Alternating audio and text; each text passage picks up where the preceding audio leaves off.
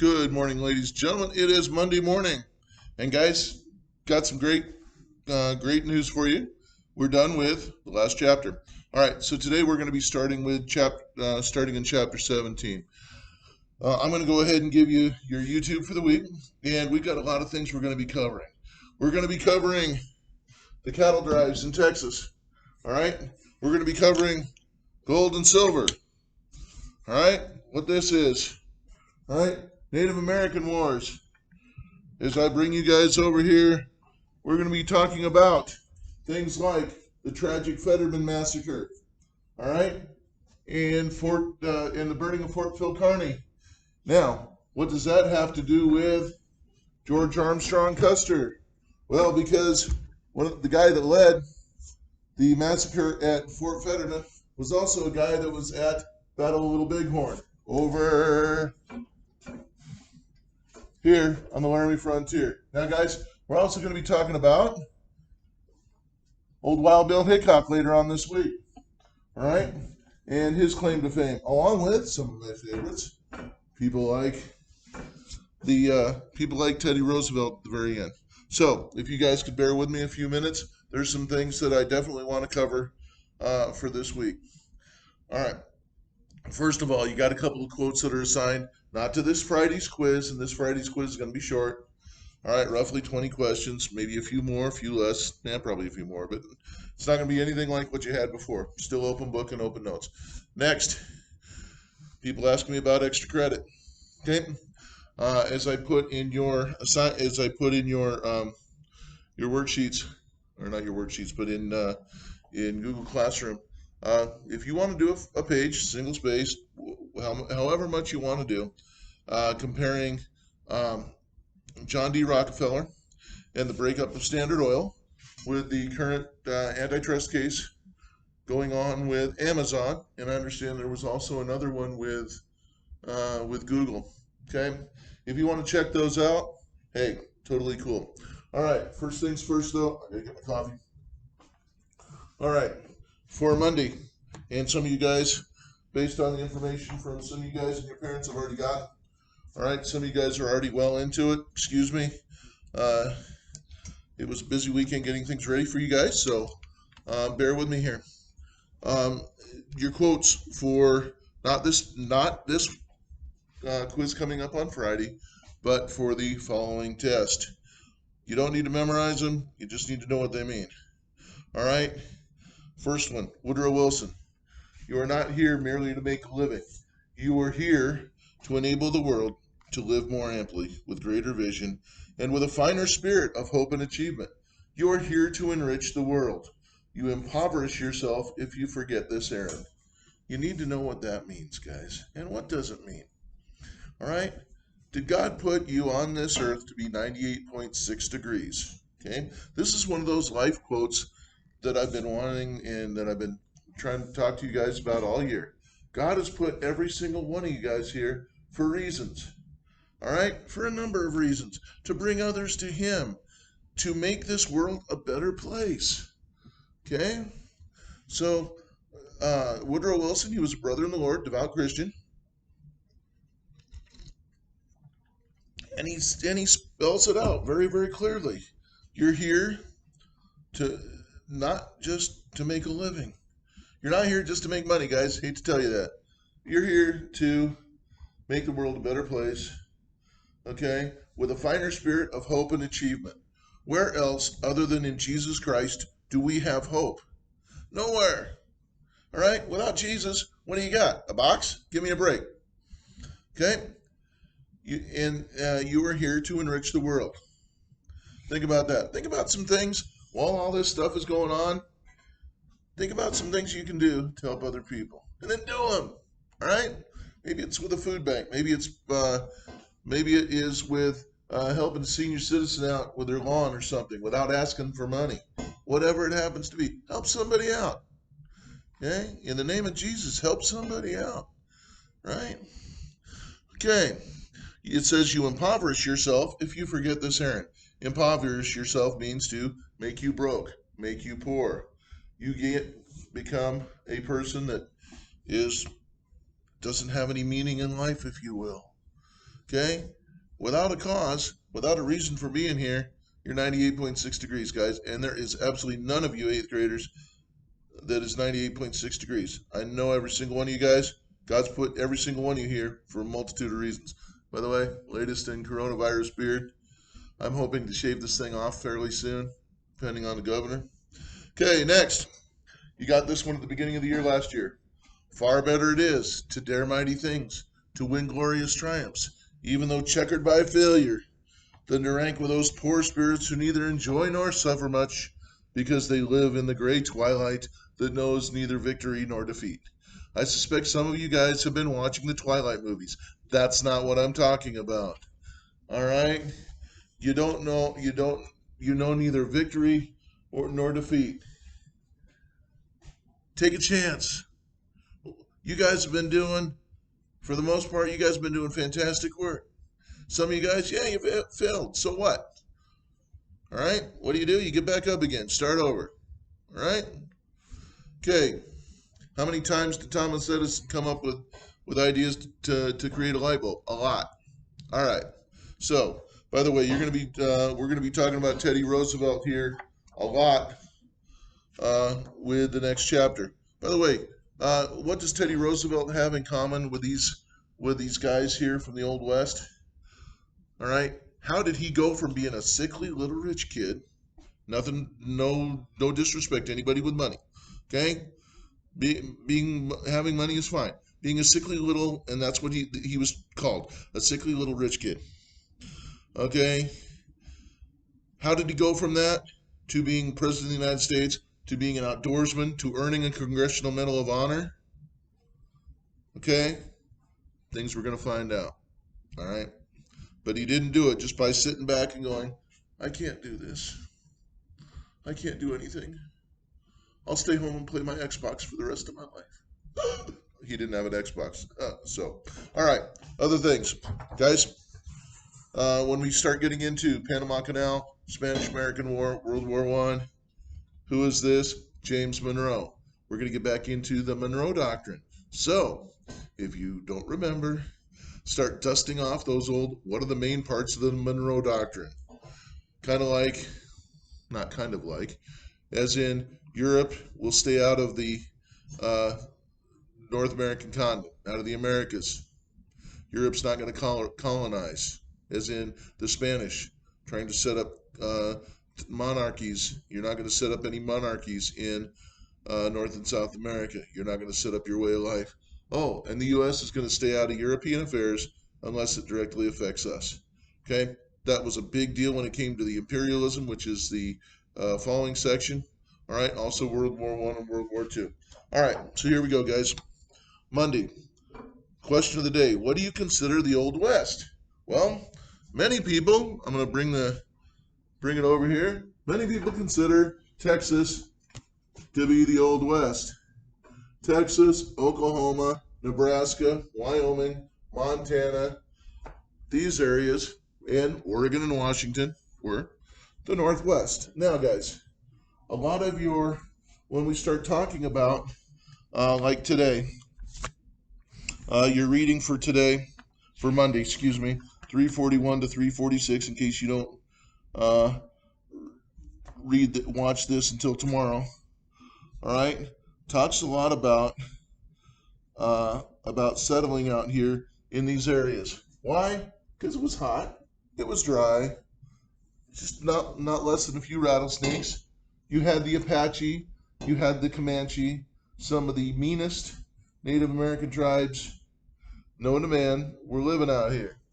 Okay, so this is, a lot of people consider the Old West. I know I sent some pictures of some awesome Texas barbecue. Love it. All right, anyway, guys, a couple of things. Page 344, the Bland-Allison Act. What did it do? It has to do with this. Oh, and it has to do with, don't you hate it when you're trying to, all right. Fortunately, that didn't land on my foot. All right, and this, silver, okay? Silver, the Bland-Allison Act, setting the price of silver. All right. At a ratio to at a specific ratio to gold. Whoa. Mr. Winter, is that real? All right. So, why were people hesitant to settle the frontier? Number one, it was dangerous. Okay, let's see. Lack of water, lots of Indians, transportation issues, lots of deadly animals like just more than one, like the western diamondback rattlesnake. A lot of animals that might kill you. Just other than that, no big deal. All right, the coral snake. All right, how did the Transcontinental Railroad encourage the settlement of the frontier? Dun dun dun dun dun dun. Dun. Okay, we're gonna go over here, over the far side. Okay, Transcontinental Railroad. All right, I'm over here in Nebraska. Transcontinental Railroad actually followed. Okay, came across Nebraska, came across into what's now Cheyenne, Wyoming, and the town of Laramie, and down into where Fort Bridger and Rochester. All right, came out that way. All right, it helped settle the West, but it also made traveling the West very, very quick. All right, Transcontinental Railroad, ladies and gentlemen, cut the amount of travel time from like 6 months to maybe a week from the East Coast to the West Coast.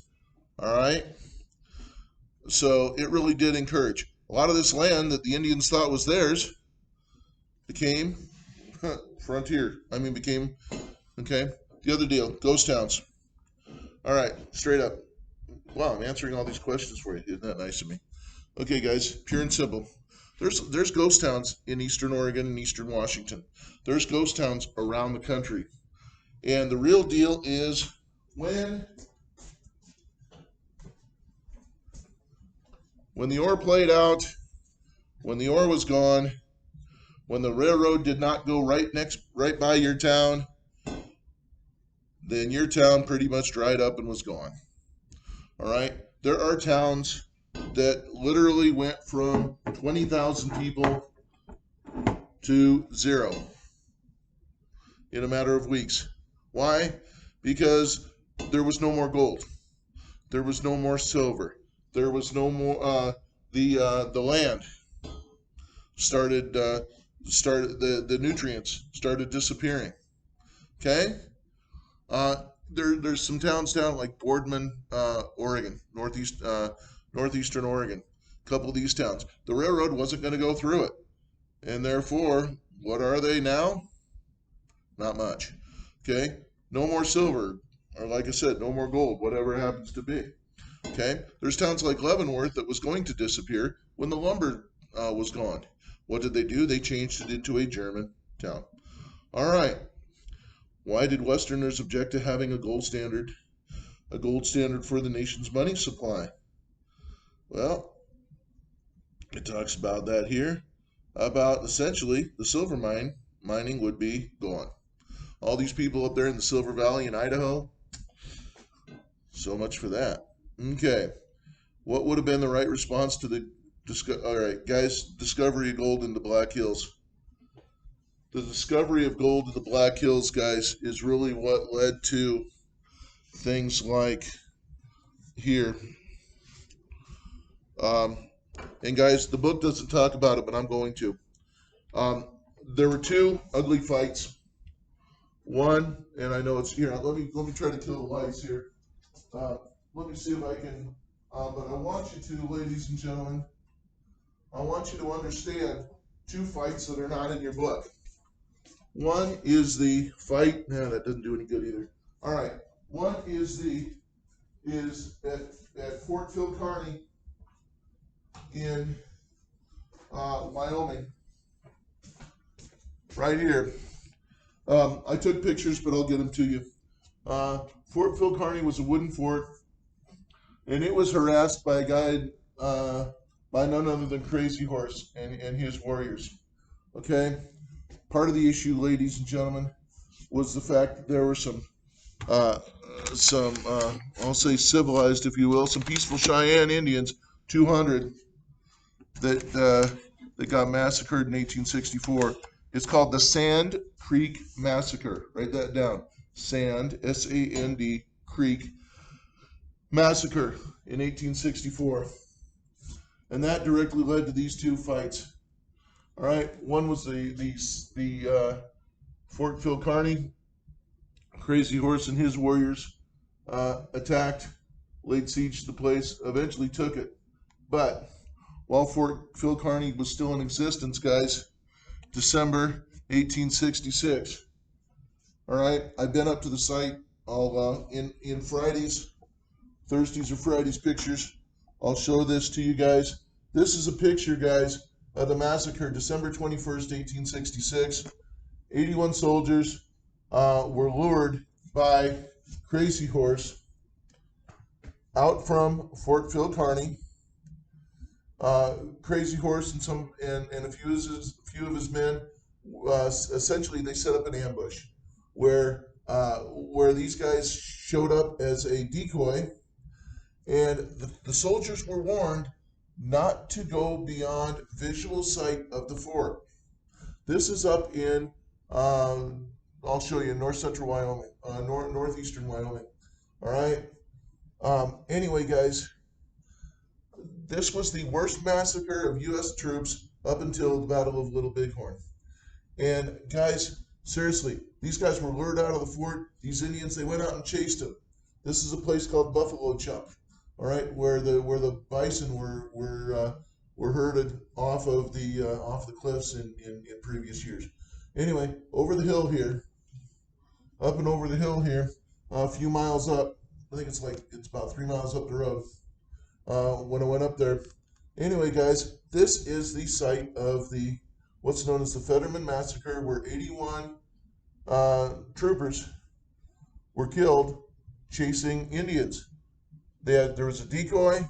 They went and they go, all right, only a few Indians, let's go get them. Well, as they went up, they got up to the top of this hill, and what ends up happening? They end up getting to the top of this hill, and literally out of nowhere, over 2,000 Indians come and attack these guys. They surround them. They killed and mutilated every single one. All right, so that was the Fetterman Massacre. All right, the Cowboys on page 344. In your book talks about cowboys and cattle trails. Well, let's see, real quick, and we're 17 minutes into this, so here we go. Cowboys and cattle trails. Longhorns. All right. The longhorn steer. You want to know the difference between a bull and a steer? Ask your folks. All right, guys. The longhorn steer. This was a preferred animal. Why? Because it was hardy. It was strong. All right. It could take a lot of punishment. It could handle it could go on dry areas. All right. Longhorn cow. Now, you had three types of people back in this time period. You had farmers, you had sheep herders, and you had cowmen. And none of the three got along. All right. You'll see, guys. Here, let me go over here to this other picture. All right. You needed a couple of things. All right. First of all, trails. You'll see, guys, there were several trails that started out down here in San Antonio. All right. And they went up to the railheads in Kansas. All right. Places like, all right, San Antonio and Fort Worth. All right. These areas, they went up to places like Dodge City, Cheyenne, Kansas City, Sedalia. All right. Dodge City. Nice place, right? Okay, so they followed the cattle trails. I mean, they took the cattle up to what's called railheads. Now, they needed what? They needed a good saddle. Okay, they needed a good saddle. Many of the guys still left from the Civil War had the old McClellan saddle, created by George B. McClellan. All right, this is an old one that I picked up in Eastern Oregon. Okay, no, I've never ridden with it. It's in pretty rough shape. The Indians actually used something similar. Okay, of course, many of them rode bareback, but you'll see a few of them that rode with saddles. Okay, what else did they need? They needed a rope, good strong rope. And what do we got here, guys? Branding iron. The branding iron was used to identify, make sure you know this, the branding iron was used to identify the different animals, all right, who the different cattle belong to. Okay? Okay, guys, next. Let's go to, all right, meat packing industry, homesteaders. Okay? Let's 346, 350. Okay, guys, I've talked about cattle trails. We're already 20 minutes into this thing. I really want to, okay, I want you to understand what the trails were. The meat packing industry. Hey, guys, there's pretty interesting YouTube stuff on the Chicago meat packing industry, meat packing business. Some of it's good, some of it's not. I gave you the most tame version. Oh, what ended? I want you to know this. What ended the cattle, the cattle drives? This. Okay, barbed wire. Barbed wire is what people used, and there's literally hundreds of different brands or types of barbed wire, okay, that was used on the that was used to fence people's farms.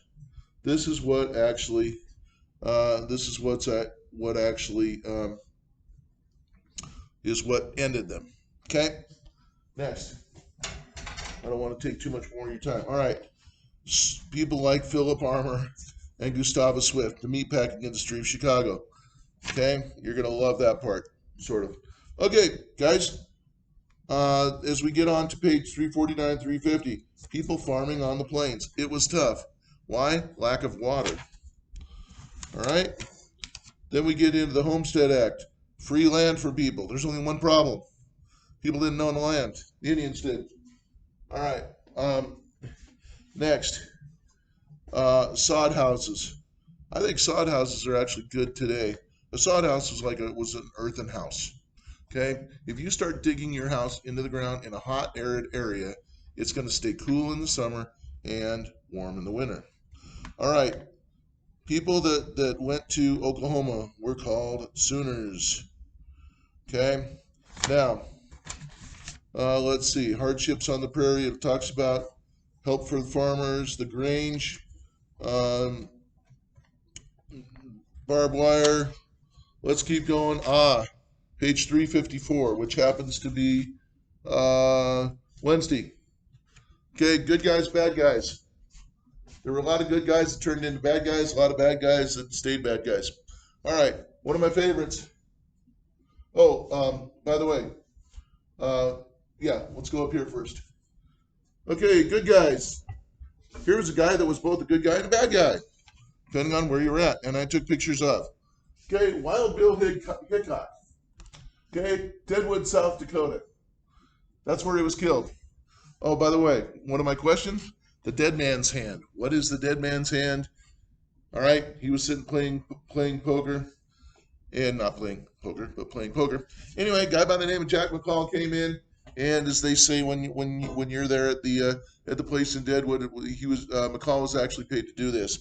All right, Jack McCall ends up shooting Wild Bill Hickok in the back of the head. Why? Because the guys running the mining camps and the cattle did not like a lawman in Deadwood, South Dakota. So, Wild Bill Hickok is very famous for having the dead man's hand. Got shot in the back of the head, and what he had was aces and eights in his hand. Now, I got a few wanted posters here real quick. All right, talks about guys like Black Bart, Billy the Kid. Okay.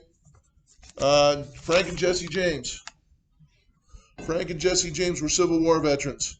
Many of the outlaws were Civil War veterans. Their family, they were out in Kansas. They rode with a guy by the name of Bloody Bill Quantrill. These guys were mean. Okay, other guys. Butch Cassidy, Harry Longbaugh, the Sundance Kid. Butch Cassidy and the Sundance Kid, there was actually a movie with Paul Newman and Robert Redford made. About these guys, they were supposed to be like civilized. Well, the railroad didn't like them too much because they kept robbing the railroad. And they started ticking off the Union Pacific Railroad. and eventually they ended up, rumor has it that they were killed in South America. All right, Bolivia, I guess. All right, watch the movie Butch Cassidy and Sundance Kid. All right, I'm going to save him till last. Okay. Here's Butch Cassidy, partner of the Sundance Kid. Butch Cassidy was supposed to be the brains behind the Butch Cassidy and Sundance Kid. All right, here's Jesse James. He was mean, he was tough, but you know what? People loved him in his home area. He was kind of like, people thought of him as like the Robin Hood of his of his era, or of his area. He was actually shot in back, like many of these guys were. All right, there's very few. Frank James is one of the very few. Frank James and Wyatt Earp are two of the very few lawmen or outlaws that actually lived to old age. All right, that's a good idea. Okay. Anyway, guys, and the infamous Dalton gang. All right. Okay, real quick, I'm going to talk to you guys about Billy the Kid, Billy Bonney. Billy Bonney, guys, he died young. There was a guy by the name of Henry Tunstall that actually tried to bring him to Christ, help him out, but during the Lincoln County Wars, write this down, the Lincoln County Wars in New Mexico, he was killed. Actually, he wasn't killed. His mentor, his mentor by the name of Henry Tunstall was killed. All right, and that brought him to, he actually ended up being killed, obviously very young, and by a guy by the name of Pat Garrett. Okay, it was tragic.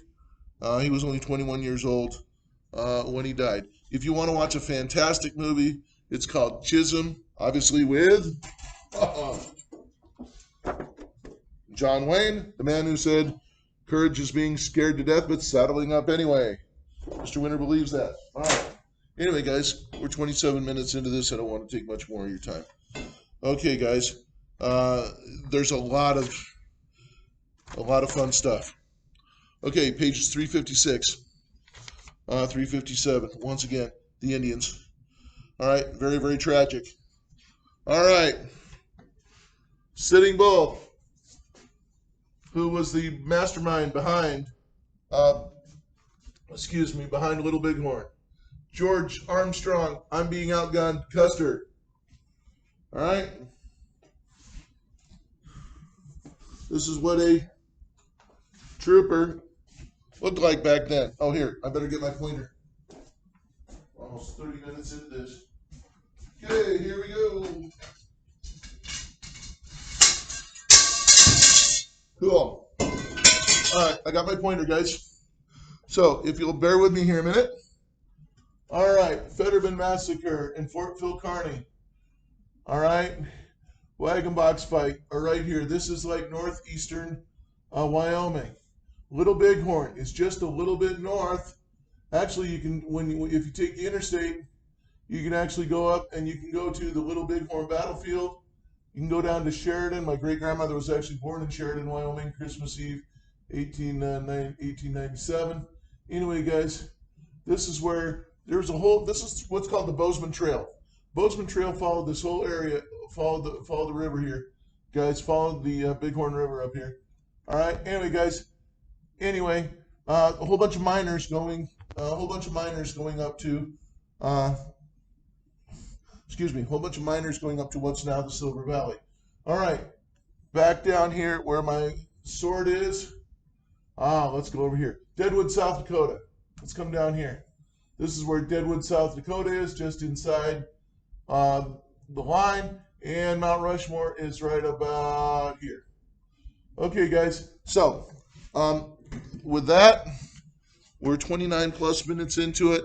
Friday, we're going to be start talking about imperialism in America during the late 19th century. All right, guys. I sure do love you guys. Miss every single one of you guys. I wish. Oh, don't you hate it when your hand is on the sword? All right. Anyway, guys, if you have any questions, I know once again this is going to be finishing up in about 30 minutes.